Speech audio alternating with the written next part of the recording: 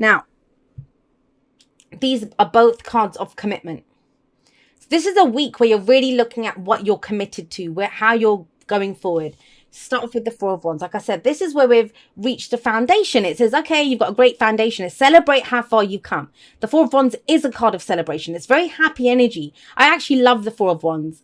And I think it has a lot of that energy of the sun in it, in that we've already started something. We've started growing something. And we've reached a point where it's saying, let's stop for a moment. Let's see how far we've come. And in the kind of gratefulness or the celebration of how far you've come, you recommit to it. You think, okay, well, I'm going to go even further. I'm going to build this. This is leveling up in a relationship, a new job, a house move. It's that kind of energy where we decide to go bigger. Why? Because we're stable enough, right? We're stable enough. Now, for some people as an underlying energy, it may be, I mean, it's a card of celebration, and some of you have your birthdays coming up.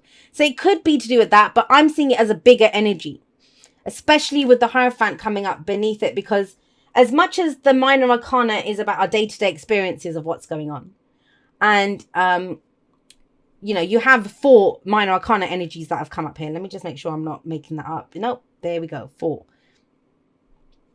The major arcanas are about life changes, life shifts. Whatever you're doing right now this week, it is part of the big, and everything is, right? It's part of the bigger journey that we are on in our lives. Now, that's the whole point here. Some of you, very literally, look at these two. Some of you might be moving house. Some of you might be changing jobs, changing the people around you, redecorating, whatever. The Four of Wands can be a change in the energy around us. It's causing stress and anxiety. You know, you might be stressed out about whatever is going on. Now, for others of you, though, with this coming up at the heart of the reading, it's actually a good thing. And that's not me sugarcoating it. You know, I don't do that, for those of you that have followed me for a while. This is about, if that's the worst thing that's happening here, it's good. Why? Because the Nine of Swords says it's the going over it and over it again and again. It's making it bigger. It's making, you know, it's making it seem worse than it is. The Nine of Swords always has that message. Things are not as bad as they seem, no matter what is going on. And I always like to say this, that no one wakes up and decides to get stressed out and anxious over nothing. There is something, obviously. You know, worried about, will I get the job move? Will I get the promotion? Will this happen? You know, what's going to happen with this? But a lot of that, the worst aspects of it are being created from our mind. The solution to the Nine of Swords, I always say, is to speak your truth. Speak it. Say the words. Get them out of your head. Because this can be lack of sleep, you know, and everything feels worse at 3 a.m. If you wake up at 3 a.m., and it feels like the rest of the world is asleep, which isn't the case, but it feels like it. Even if there's someone lying next to you in the bed, it feels very lonely and very depressing. You know, that kind of energy of, I don't know what I'm going to do. Speak it. And the Page of Swords beneath that says the same thing. Then you have the Seven of Wands coming up as a past energy. So this is last week, last month, last year, the foundation. You've been going for a lot. Seven of Wands is things coming at us from every angle. It's defensive energy. Now, we cannot create. We cannot create from the energy of the Seven of Wands. Why do I say that? Because think about it. If you're braced for impact, if you're defending something, and that's what this guy's doing. He's defending the doors, right? If you're defending something, how can you put energy out into the world? It's as if, I mean, I call this the warrior spirit card, but think about that. If you're a warrior and, I don't know, say England is your kingdom. That's what you fight for. That is your home. It's England. Now, how can you go conquer France? Sorry, French people, but how can you go conquer France or go out? And that's what countries used to do, right? How can you do that if you're defending your home? If you're defending England, you can't go out and conquer France, right? You can't send your troops out to another land. And that's how I was explaining Seven of Wands. But this is making a stand. It's like saying, no more. You cannot have this. This is mine. This can be a testing time. This can be a literal test. You know, sometimes it's examinations that we're taking, interviews. And this kind of energy can be job interviews. You might be stressed out. Think about it literally. Had a job interview, you know, went through the test of it, stood up for myself. Now I'm stressed out because I don't know if I'll get the job.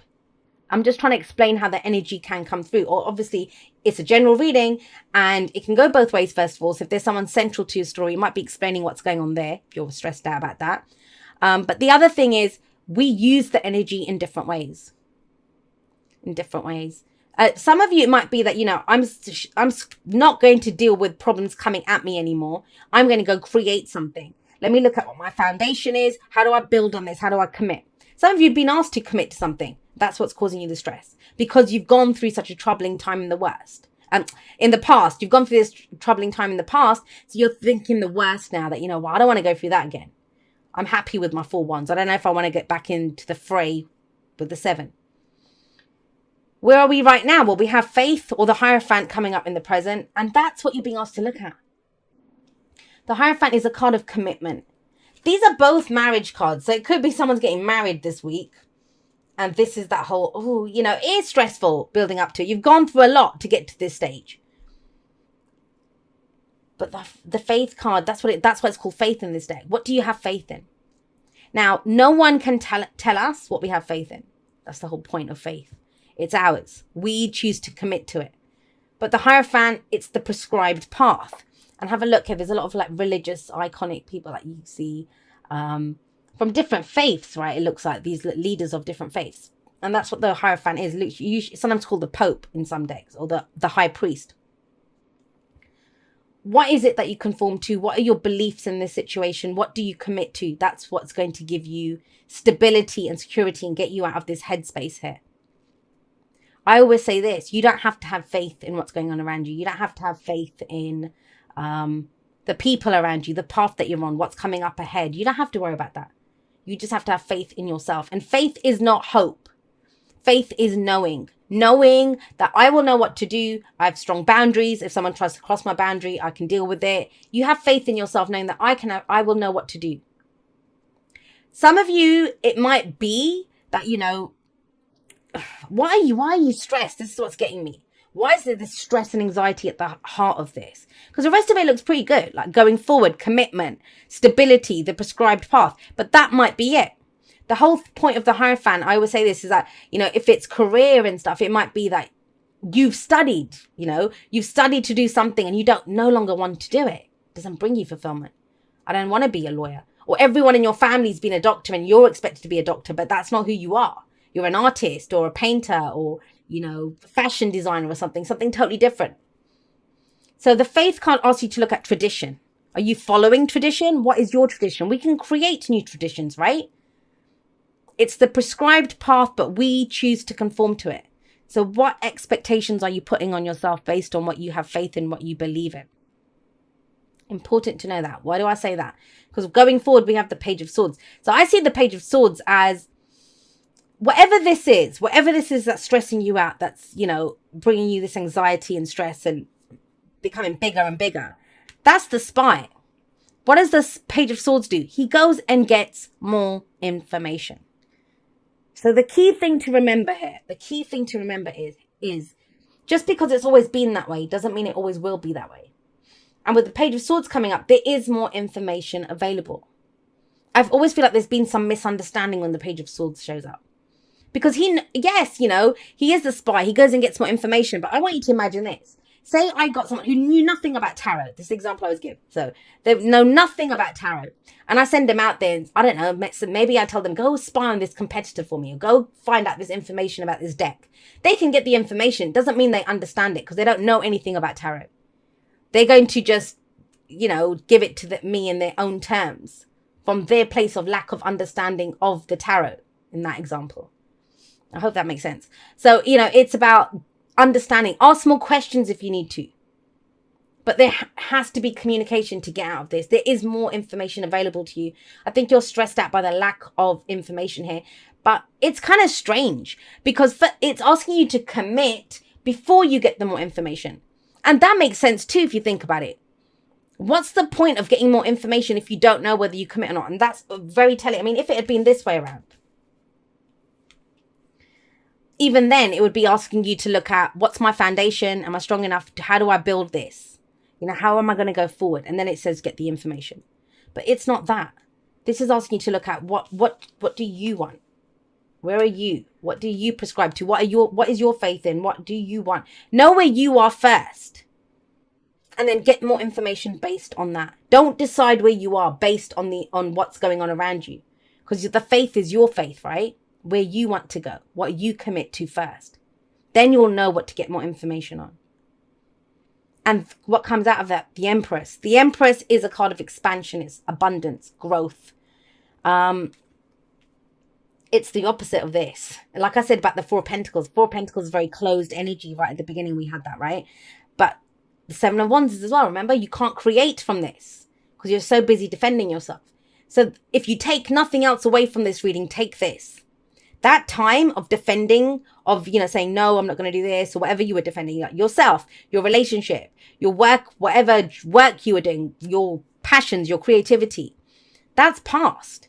Now it's a time to grow that. But the thing is, we can sometimes be braced for impact. We're so braced for impact that we don't realize the energy has flipped or changed. That we can grow now. Now is a time for growth. Does that make sense? Because the Empress, she understands that. She understands things take time. She understands there's seasons for everything. I mean, have a look here. Usually she's seen as a pregnant woman, and she is here as well. It takes time to conceive a baby. It takes time to grow a baby. And then even when the baby's born, it takes time to, you have to nurture and grow it. Now have a look here. You have a look. You see all these animals and they all have young with them. They take care of what it is that they're trying to nurture and grow. This is a time of growth for you. But it feels like this is the week of the shift. The shift happens. You know, what are you committing to going forward? Because you're about to start building and growing something. That's why it's so important to know where you are. Right, let's get you some oracle cards and expand on this.